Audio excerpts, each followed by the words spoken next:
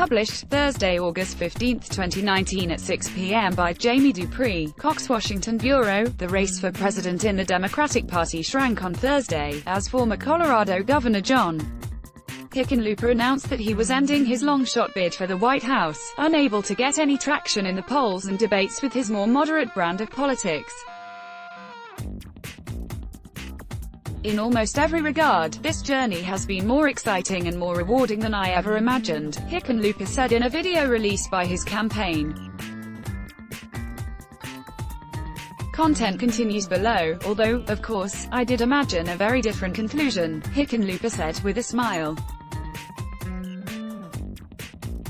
In the first debates in June and July, Hickenlooper had made little in the way of any impact on the Democratic race, as he tried to argue that his colleagues were moving too far to the left on a number of issues. I think that the bottom line is, if we don't clearly define that we are not socialists, the Republicans are going to come at us every way they can and call us socialists, Hickenlooper said in the first NBC debate in Miami. Hickenlooper is officially out of the race for president.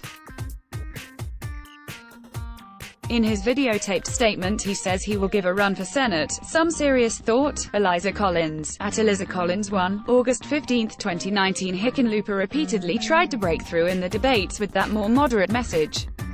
I share their progressive values, but I'm a little more pragmatic, Hickenlooper said in the CNN Democratic debate in Detroit, as he made the case that Democrats needed to slow down on the Green New Deal and Medicare for all.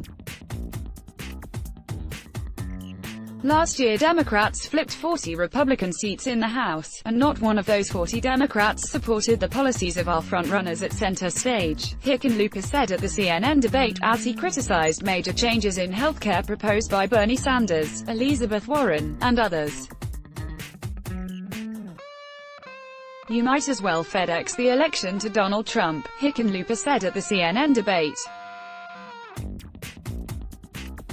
Unless there had been some kind of miraculous change in the trajectory of his candidacy, Hickenlooper was not going to qualify for the next two debates, as he was not registering in the polls, and not raising enough money. The Wall Street Journal also reported that Hickenlooper had spent more money in the last quarter than he raised, another red flag about a campaign which wasn't catching on. He had just 13,000 individual donors as of June 30, per WSJ analysis, H.T. Chad's Day. That's miles away from the 130,000 needed to make the debate stage. Two-thirds, Julie Bykovich, at Bykovich, August 15, 2019. The lack of momentum for Hickenlooper was crystallized in a quiet moment at the CNN debate in Detroit that I witnessed.